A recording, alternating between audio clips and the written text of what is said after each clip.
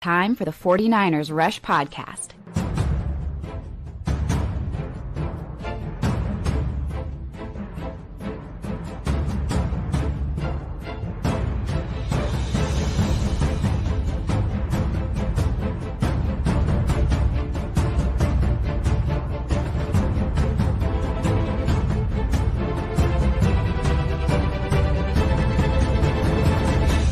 And here's your host, John Chapman.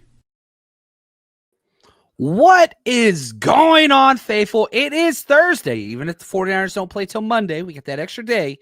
We still have time for Coach Approach. I'm here with the man himself, Ant from 49ers Cutback. How are we doing today, Ant? Doing great. Yeah, and I love the extra day, prime time, Monday night. There's a different feel to Monday night for whatever reason. I maybe it's because of when we grew up and you had the song and the it was all amped up. We got Frank and Al and Dan. We're gonna get the whole thing is I just feel that vibe, and that's how I feel this weekend.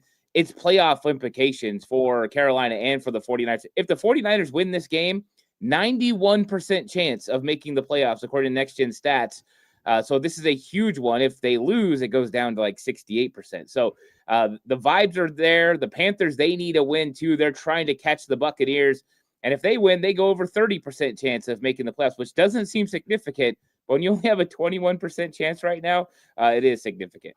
Yeah, they're fighting, and it's weird because one of the biggest things about this game that I don't want to say scares me or whatever is because you hold the tiebreaker against everybody in division and in the conference. The only team you don't hold the tiebreaker to is the Tampa Bay Buccaneers currently. And if you lose this game, you wouldn't hold it to the Carolina Panthers either, and they're 1-2 in their division. So, I doubt that the 49ers are going to be winning the NFC West. It's the best division in football. You're 2 games back, whatever else. But, man, losing this game, you lose that tiebreaker to not one but 2 teams that have very similar record as you would. You would all have kind of that 4 to 5 loss range. So it's a big deal. This game has major implications, even though it's not a divisional game.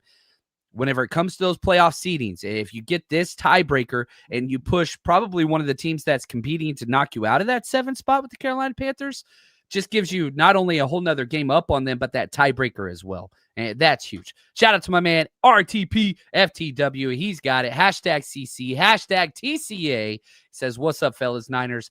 Week 12, Monday Night Football. And that extra day, you even heard George Kittle talk about it, how, man, you get that extra day off. The 49ers haven't even had a full practice yet. So the Wednesday practice report that we usually go through on today's show, man, Niners just get that extra 24 hours, which I use to my benefit as well. I rested, I relaxed, I watched some house shows. I watched all kinds of TV with the wife. It was a good day, but man, I'm back. So one thing that 49ers fans not too excited about, Ant, brought in a new kicker. Eddie P's got the hamstring issue. Matt Gay, I got so many DMs and emails.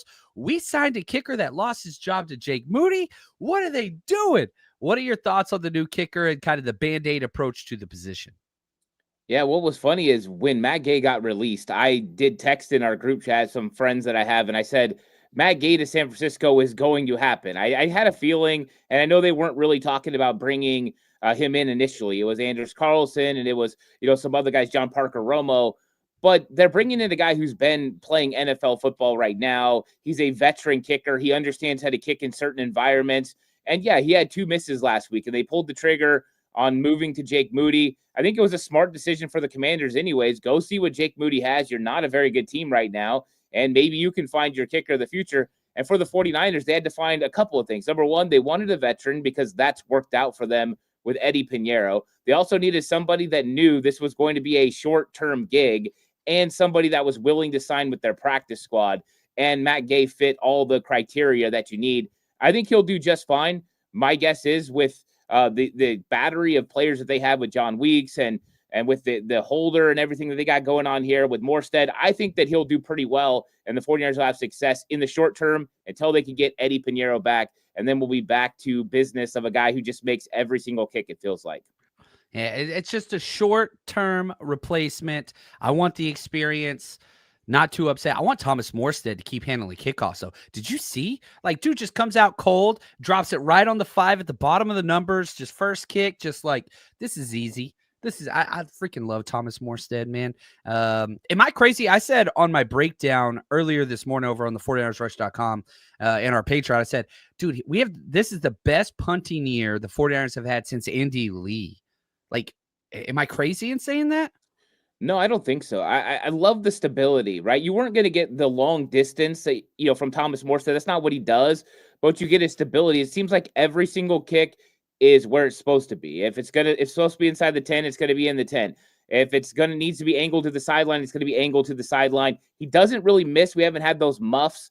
So he's been consistent. And that was one of the things they really needed from this position was consistency. You weren't getting that with Mitch Wisnowski. It was kind of hit and miss. It was either really good or kind of really bad. And so that was one of the whole methods to the madness of Brant Boyer to bring up the level of special teams was to get guys who were going to be consistent. And that's what they found. Oh, I like that. And we got a comment here from David Gill. He's one of our producers. He says, let's go Monday Night Football. Did you see Brandon Cooks was released? Does this entice you in any way, shape, or form? Or the 49ers wide receiver room seems like it's finally getting healthy. They just waived Russell Gage off of the practice squad. Jacob Cowing, there's even rumors he might come back. Jordan Watkins was a healthy scratch. Does the Brandon Cooks move the needle at all for you? I don't think so. And I don't know if a lot of people know this, but I actually, when I was a young coach, coached Brandon Cooks a little bit. So I have a direct connection to Brandon Cooks. And, one of my friends is really good friends with his brother. And so we do have connections. So we hear all about who and where and all that stuff. So it came through early yesterday. We knew that Brandon Cooks was going to be on the move. I don't think it works out in San Francisco. I do know Brandon Cooks wants to play for a contender. He would love to be on the West Coast. Los Angeles Rams, even Seattle Seahawks are teams that I know that he would be interested in because he does live in Oregon. So this is a situation where he would love to kind of move this direction. But make no mistake, Brandon Cooks is looking for a contender. He wants to go out and try to win at the end of his career. That's kind of what he's looking at right now. He knows he's got maybe a year or two left potentially, but I don't think it's San Francisco now with the wide receiver room that they had. If you'd have talked to me maybe week 2, week 3, and this was happening, I would have said, yeah, Brandon Cooks makes a lot of sense for the 49ers because I do know he had conversations with John Lynch during the offseason. Oh, there we go. We do know that he had those. I love that. Shout out to my man, Phil. Appreciate the super chat. He says, if the Panthers have Lamar Jackson is on the field, the Panthers will be a force to reckon with, but they ain't got him. But here's the question, because the NFC Player of the Week, Offensive Player of the Week, was Bryce Young, their quarterback. He had over 400 yards passing, 3 touchdowns. Like, they seem to be kind of humming, and they've had a really good season overall. But, I mean, the first game to win against a team with a winning record, they have 1 win. The Green Bay Packers, outside of that, every single one of their wins against teams with losing records and in division. I don't know. What do you think about Bryce Young? Because, like, I watched some tape, and I'm just like, this ain't it. And then I watch other take and I'm like, damn, that's a really, really good read. Seems to be on point. His time tempo's good. He's like processing through his reads well, but it's just not consistent. How do you feel whenever you watch Bryce Young? Yeah, I mean, Bryce Young is a interesting player because I felt like he was completely lost last season until the stretch run. And then all of a sudden, he kind of had some things click, and it felt like he got on top of being a quarterback in the NFL. And I think that we see moments now where he kind of has the ability to make some of the throws, but he never really takes over a game. That's why last week was so interesting. We were talking about a Carolina Panthers team that averages under 200 yards per game through the air, and all of a sudden he goes off for 450. And I know Tedero McMillan is a big reason why, because that has been a great connection for them. He's going to get over 1,000 yards in his rookie season and prove, what he is as a wide receiver. But I think Bryce Young comes down to a guy that's a little inconsistent. At times, if you get pressure on him, he's going to make mistakes. He doesn't consistently make the right plays. And so I don't know exactly who this guy is. I don't know if he's the guy that should have been a number 1 overall pick or if he should have been a guy that was a mid-rounder. I think the size and all that plays into it as well. But I think at moments he figures it out. You can't just allow this guy to sit back there and feel comfortable. You got to come after him, make him move. And he's a little less athletic than you would think. If you watch him a lot, there's not the athleticism you see from some of the other guys. You expect Bryce Young to have that ability. He really doesn't. Oh, I'm with you there. I'm not overly concerned, but when he's on, he's on. The problem is the 49ers defense, which we're going to talk about a little bit later. I want to get your overall assessment of where they are. Shout out to Vicky Morgan. She is, I call her sis all the time. She helps us with all the road trips and everything and 49ers rush gear and all that kind of stuff. Best of the best. Appreciate the super chat. She says, hey, family, watching your show this morning with the one and only Heather Morgan. For those of you that remember a couple months ago, we were sending up prayers and all the stuff for the Operation Heather Morgan. It went well. She's rocking her 49ers gear, fans for life. Thank you guys. Make our lives better. Appreciate you so freaking much. That is awesome. So let me ask you this.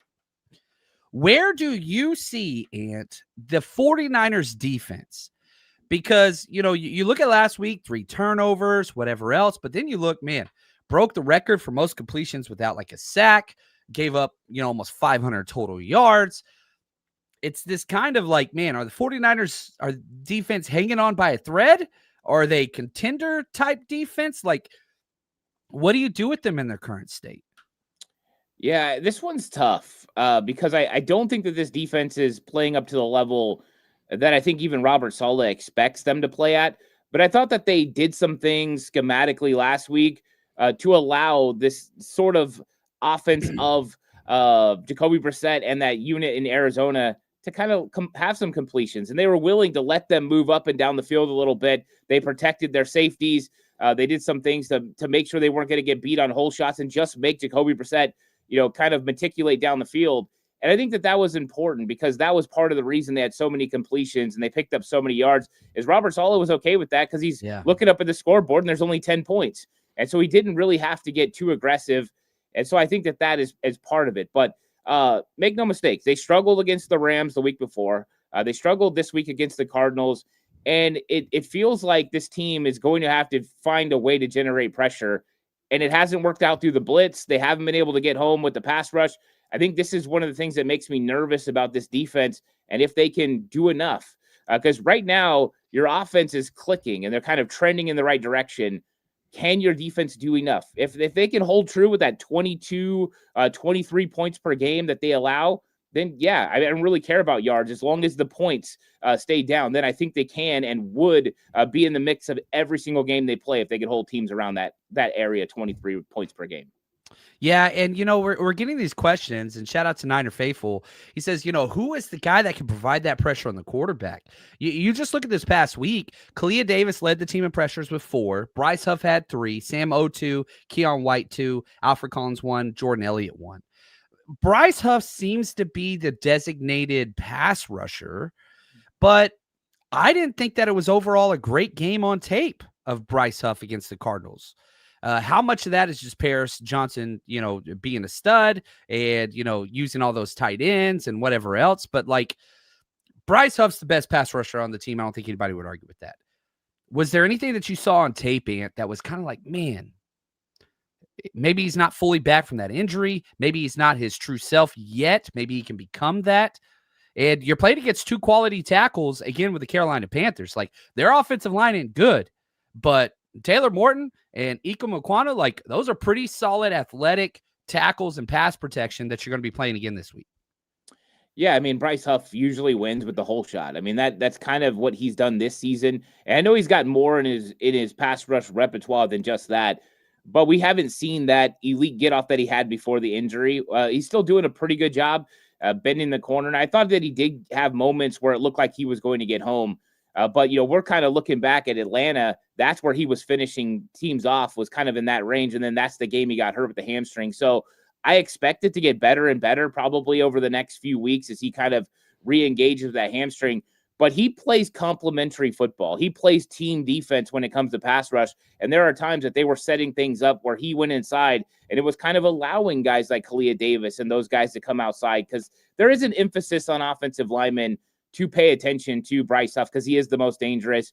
I expect him to continue to get better. I actually thought he was going to have 1.5 sacks last week. That's what I kind of thought was going to happen. They did a good job on him. I thought Jacoby Brissett got rid of the football pretty good in that game. So it was a lot better than Jacoby Brissett had been holding on the football where he was taking 5-6 sacks a game. yeah, Bryce Huff's got to get better, and I think he can. And I think once they fell behind so much, they became one-dimensional. It was just like straight pass sets all the time, like, look, it's grip it and rip it type of thing. Shout out to Camstad, the super chat. He says, we had 5 sacks versus the Cardinals. How? Well, we had 5 holding calls against the Cardinals, and that was huge. 17 penalties. I mean, they're not a well-coached football team. Camstad says, I watched the tape since Monday, and they should have held even more. They held because we were about to pounce. So you were being disruptive. You were causing issues. You got some pressures. But the pass rush, like the 49ers are dead last in the NFL in sacks, only 12. There are players with more sacks than the entire 49ers team. I don't expect that to change. However, if you can force teams to be one-dimensional and not blitz as much. I saw a report on Twitter today, and I apologize. I don't know who to give credit to. I feel really bad whenever I do that on the spot, but basically the blitz percentage since Bosa and Warner have been out has gone down. The 49ers are actually blitzing less, which I think is very, very smart, because when you blitz with this secondary, bad things happen. The worst plays all season on the defensive side is when you brought 6-7 man pressure. I don't mind the 5-man pressures. I don't mind the simulated pressures, but I'm just like, when we blitz with guys like Jair Brown, I don't know. I would rather just keep everybody back in coverage and just say, look, we're going to win with offense. We're going to win with special teams, defense, bend but don't break. Do what you can, but this is an offense and special teams driven formula to success. And if you win 2 out of 3 of the phases of the game, you're a coach. Like, you take that every single day, right? Right. And the thing is, those turnovers were huge. It wasn't like Jacoby Brissett was turning the football over before he came into this game. He had 8 touchdowns and 1 interception. He was taking care of the ball. And then all of a sudden, the 49ers walk away with 2 of those. And, one of those, Deommodore Lenoir made it happen. Jacoby Brissett had to escape the pocket. There was a little bit of pressure. And then he makes a bad read and a bad throw, and Deommodore Lenoir absolutely pounced. I mean, he did a great job on that. And that's one of the things the 49ers can do. If you can't generate enough pass rush to get sacks, at least if you can make the quarterback move and make him have to make decisions, maybe even cut the field in half because he has to roll one way or the other, well, then that limits their effectiveness as well. So there are some things that you can do. But yeah, the 5-man pressure is where the 49ers have to live. They have to go 5. They can't go 6 and 7. When they do, right now, these quarterbacks are checking it down, finding screens, and those are turning into some bigger plays. So that's exactly what the method has to be. 5 or less for the 49ers, and play some coverage behind and hope you can generate some turnovers. If you can, those are big stops. Those are game-changing, because short fields equal a 49ers offense that's crazy good in the red zone right now, scoring touchdowns. Yeah, I like that. And Shane, I want to get into this. This is, I get emails nonstop just about the strength and conditioning. Why are the injuries so much? What can we do? What can we not do? Right after this. Turkey, football, bad decisions, the Holy Trinity. MyBookie gives you a chance to make it all profitable. This week, MyBookie is loading the table with cash drops, boosted lines, same-game parlays, and capped with a bomb on Black Friday, the return of the lock of the season. This is the bet every bettor talks about because it doesn't miss. 1 touchdown in the Black Friday game versus the Bears and Eagles. 1 trip to the end zone, you double your money. It is for any team, any player, doesn't matter. 1 touchdown in the game, you double your money. It's the simplest bet you'll ever make. That's why I love MyBookie. And if you're watching the game with friends, they'll give you an extra bonus every time one of them signs up and makes a deposit. So bring a buddy in, stack your account while you guys win together. Start with my promo code 49ers. That's 49ERS when you sign up, and grab a welcome bonus to get ahead. Load up, lock in, and enjoy the feast at MyBookie.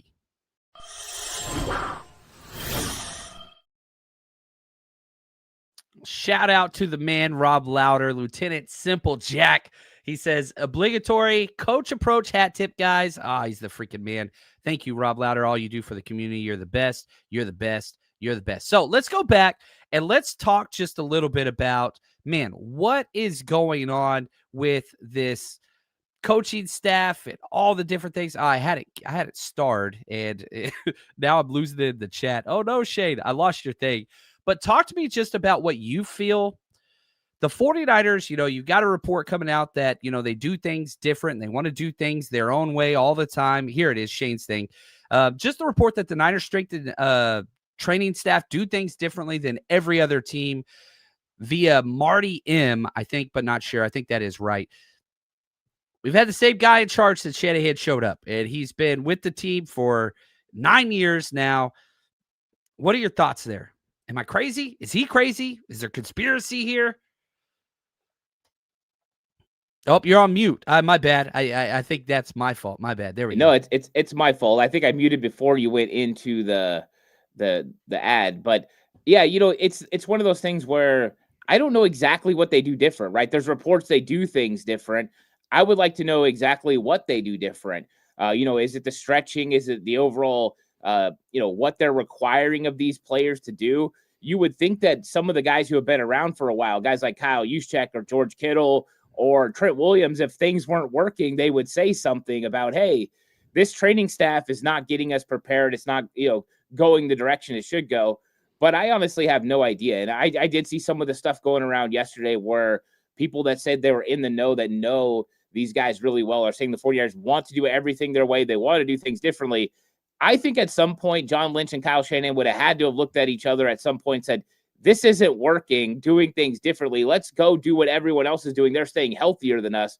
But I don't know for sure. This has been one of those conversations that's been frustrating, I think, because there's so many injuries. How much of it is the 49ers training staff? How much of it is just, unforeseen circumstances with injuries? I don't know. I think it's interesting. Something else, man. Now, along those lines, Niner Faithful says Yetur Gross-Matos should be back after this Panthers game. That would help with the pass rush. The defensive ends, man, you're so slight. You're just missing so many of those guys.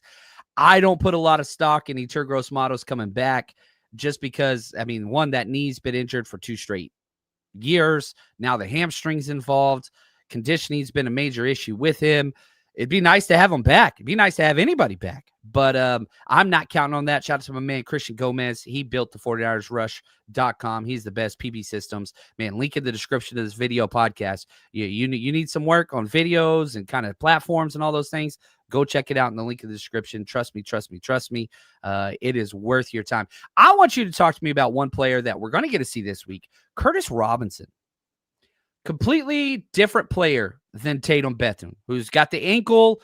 We'll go through the practice reports, whatever else, but I fully expect Curtis Robinson to be starting Mike this week. What are the things that you saw on tape and the strengths that, big number 59 brings to this defense that's maybe a little different than Tatum Bethune?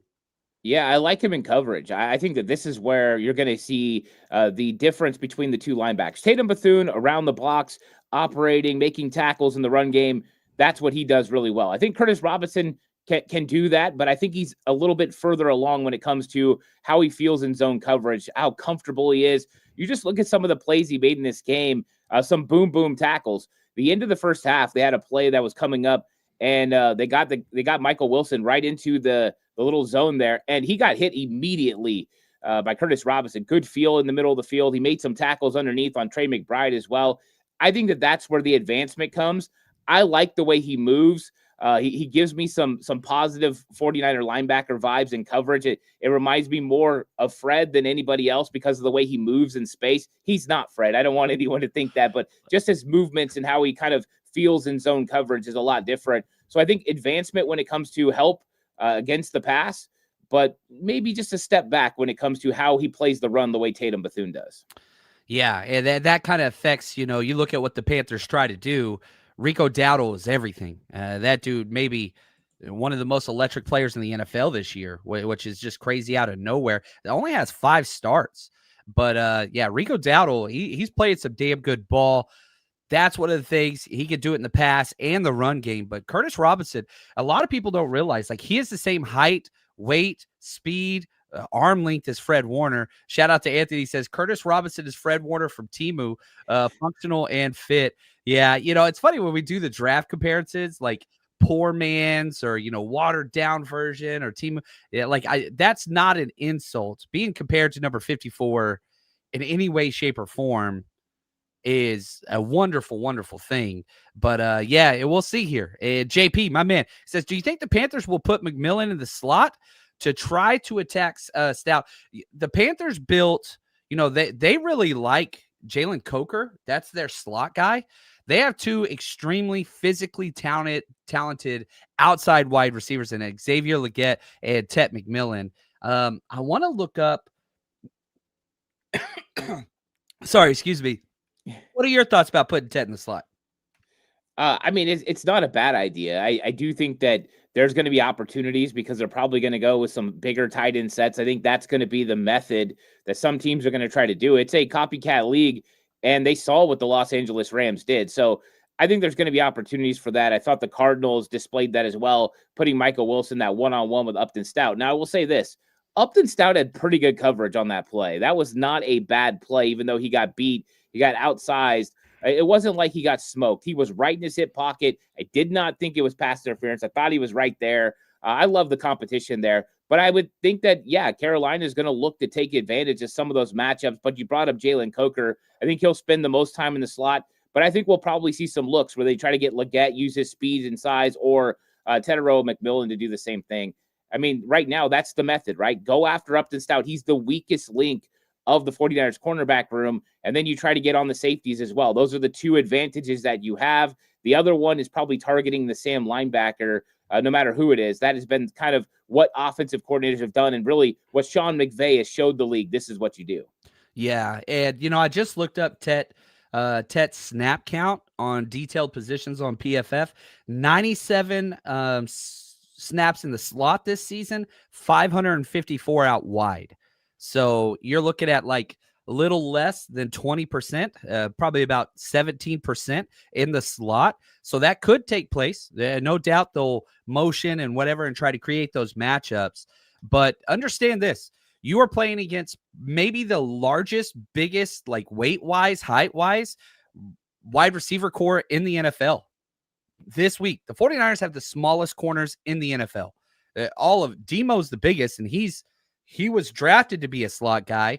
Renardo Green was slot guy first as well. And then Upton Stout's the smallest dude on the 49ers team almost. So there is a big discrepancy here with these younger, physical corners that are undersized against big athletic wide receivers. So that's a matchup to pay attention to because this is a core tenet of the 49ers never used to draft corners that were not 6 foot, 200 pounds. Everybody had to be 6 foot, 200 pounds. Now, I mean, shoot, you look at Demo. What's Demo's height weight? I want to make sure I get this right here. It's like 5'10", I think. Yeah, he's coming in at 5'10", 200 pounds. So he's got a little, thick the britches, as we say in the South. But like 5'10". Tet 6'5". He's 6'4". Xavier Legette, that's a dude's built like Debo with a little bit extra. It's going to be interesting to see that matchup. It's by far like one of the most interesting matchups is the 49ers offense is going to do what they do. 49ers offense is going to move the ball right now. And I really think that they're going to have that opportunity to do that. It's just what can you get from the defense? So, is this one of those games where you see the defense going to be able to hold them to under 24 points? Because if you told me right now the Panthers score 24 points and that's it, Niners are winning this game. Yeah, I do think so. I think 24 points would be kind of their ceiling. I know they scored 30 last week against Atlanta, but this is not an offense that normally scores. They 18.8 points per game is what Carolina normally does, and it's because of the inconsistencies. And usually when you see the running game not work and Rico Dowdle can't get going, they become one-dimensional. That's when they have problems. Xavier Legette, even though he's extremely talented, he does drop the football a little bit. They're not as dangerous at tight end as some of the other teams the 49ers have faced. I do like Tommy Tremble. He can get going, but he's not going to wow anyone with his athleticism and his skills. So 49ers should be able to cover him with safeties on occasion. So I don't see the weapons to be able to consistently move the football against the 49ers if the 49ers can slow down the Carolina Panthers running game. I think this is going to be a huge emphasis in this game. I think if they can slow down that running game and put the pressure on Bryce, I do think the 49ers, whether they can generate a pass rush or not, they can get their hands up against a shorter quarterback and maybe get some balls that get knocked down. Alfred Collins, I expect him to get a push, get his hands up, and probably get his hands on a couple of footballs. And if you can generate a couple of turnovers, I think that they're not going to get to that 24 number that you're talking about.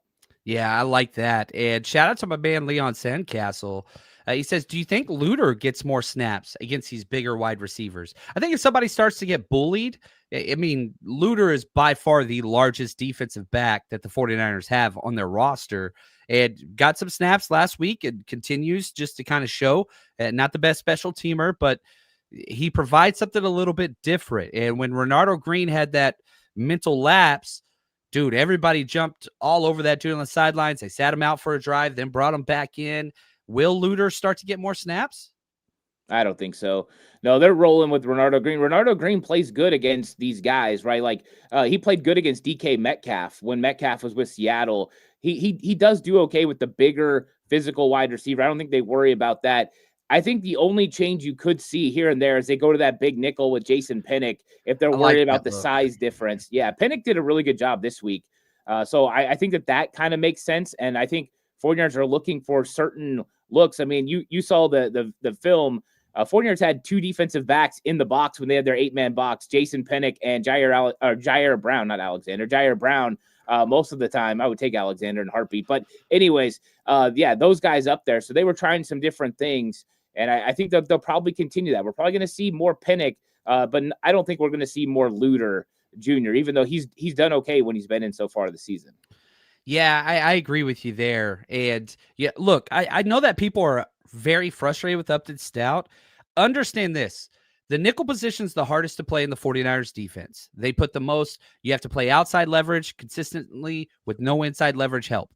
It is, you got to play in the B gap. It's just ridiculous from a run pass standpoint.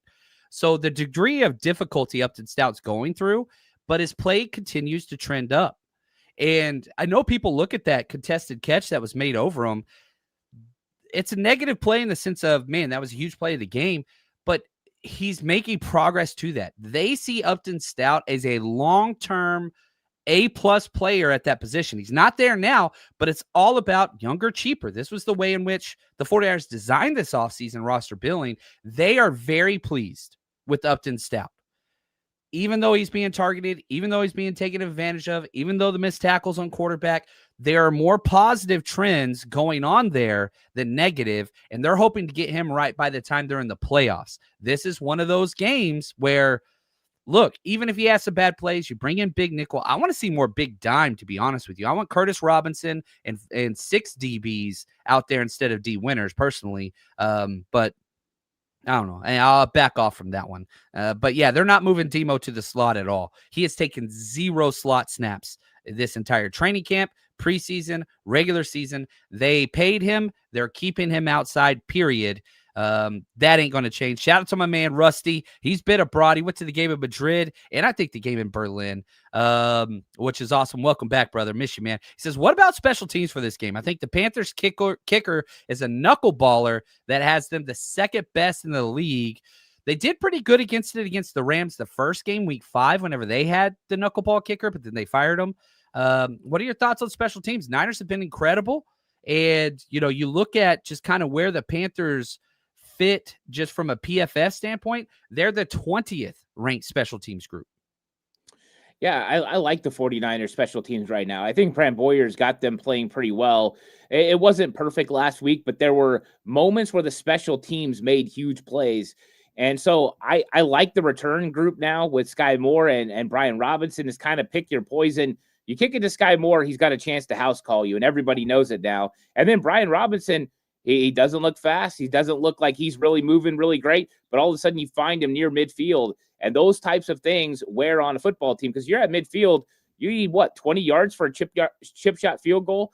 So they're changing the game that way. And it all started with the method of let's be more consistent. And that's what you're getting, more consistent play from the special teams. I expect now every single week for the 49ers to go outplay the special teams unit they're playing. That's just my expectation because of what they've been able to put on film recently. And I want that to continue. And I think they can do that this week against Carolina. Oh, All right, Ben, he's got a question. How much more Nick Martin do we get to see this week? You talked about Sam linebacker, that number 3, and coverage been a problem.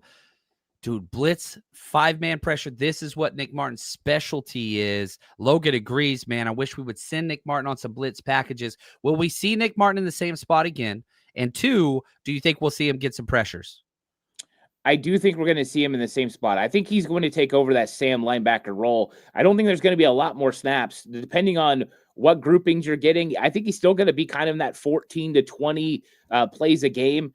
And I do think that they're going to start bringing him because he's a natural guy with instincts, right? When he's moving, he's better. When he has to sit and read, it takes him an extra tick right now. But when he's on the move, he's going. I had linebackers that I coached before. If I blitzed them, they were phenomenal. If I didn't blitz them, it felt like they were just taking forever to get there. So he's an on-the-move, go-get-him type guy, and I do think his speed and athleticism could be just what the pass rush needs. Run him on some stunts, simulate some stuff with him and bring him around the edge. That guy is a freak athlete. I mean, you could just see the difference when he's out there. He's nuts. Yeah, I like that. Ronnie, he says, John, off topic, where can we follow your bets for the game? We post our bets every single week. Usually Saturday, might be Sunday this week because the Niners, I want to see how the whatever goes. That's on the 49ersrush.com or our Patreon channel. We post them on both. So wherever it is, 49ersrush.com is the site we built. We get more of that. So I strongly recommend checking us out there. Every week, we went 4 of 6 last week. It was a good week. So follow us and also support Ant. Ant, tell us a little bit about your Patreon page. Yeah, 49ers Cutback, Patreon, film breakdown, standalone videos available over there. I'm going to try to do a live show on there pretty soon. I've been working towards that. So that'll be available. I'm going to either do that, this weekend or start next week sometime. So that's coming as well if you guys want to jump on Patreon. Oh, I like it. I like it. I like it a lot. Mark has this question. How many passing yards will we give up this week? Over, under 400. Golly, man, that is a lot of passing yards. It scares me. I want to say under, but I'm a little hesitant, right? Like it should automatically always be under. Yeah, I don't know. I'm going under. I'm feeling comfortable going under. I don't think it's going to get to 400. I mean, yes, Bryce Young threw for over 400 yards last week against Atlanta. But there was a lot of circumstances to help play into that. Kirk Cousins being in the game instead of Michael Penix Jr. Offense wasn't as good, gave Carolina more chances. I don't think that happens again. If you told me if this was over under 300, we could have a real conversation. 400, I think that's too much. I think the 49ers will hold them under 400 for sure. Yeah, I think so too. Next up, I want to talk Ricky Pearsall because the film showed number 1 was the primary read, like nonstop. It didn't work out. Will that change next week right after this? 49ers Rush Road Trip is going into its 6th year with over 40 events at road games. If you are traveling to see the 49ers play this year, you got to come party with us. And on top of that, we give games, trivia, giveaways. We've partnered with TickPick this year. All you have to do is search 49ers Rush on any of the TickPick sites, apps, you name it. And on top of all of that, best dressed, giveaways, autographed jerseys, kids are always included, and get in for free with a ticketed adult. And a lot of times for select cities, we will have 49ers legends come out and you get to meet and greet them and get an autograph. Navarro Bowman, Frank Gore, Patrick Willis, Fred Warner are all players that we have worked with in the past. And trust me, if you want to build the 49ers community, you're traveling by yourself, we got you covered. 49ersRushRoadTrip.com.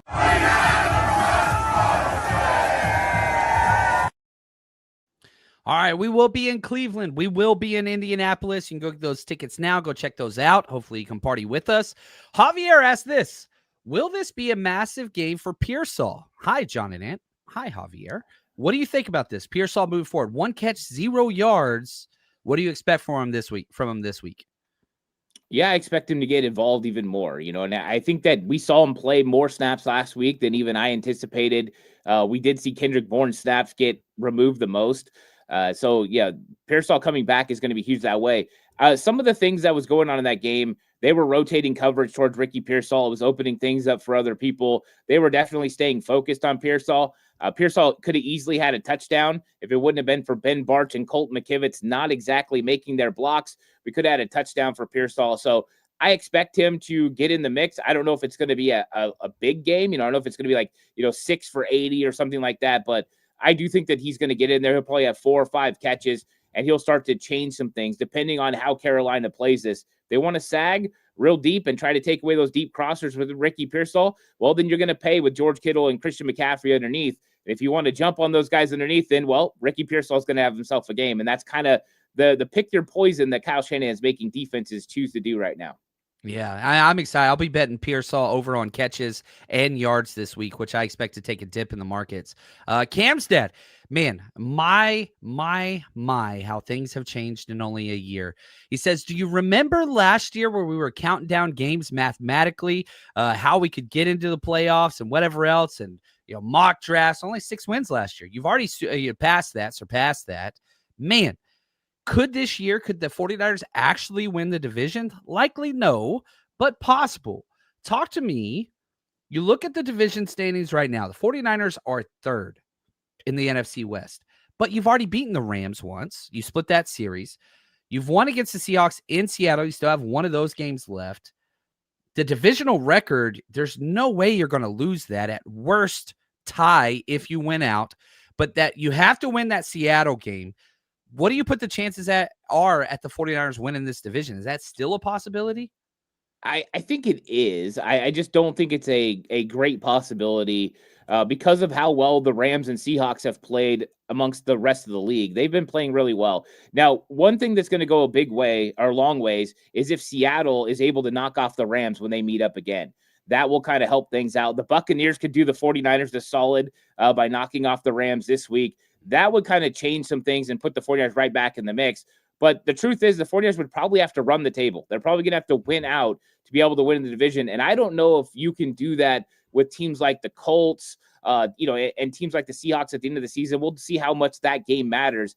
But I think that those are some of the big games. And if they do win out, I think they are finishing at worst second best in the division. But I don't know. Can they catch the Rams? I think that's going to be interesting. It will go a long way if Tampa and Seattle could go ahead and knock them off in the next few weeks.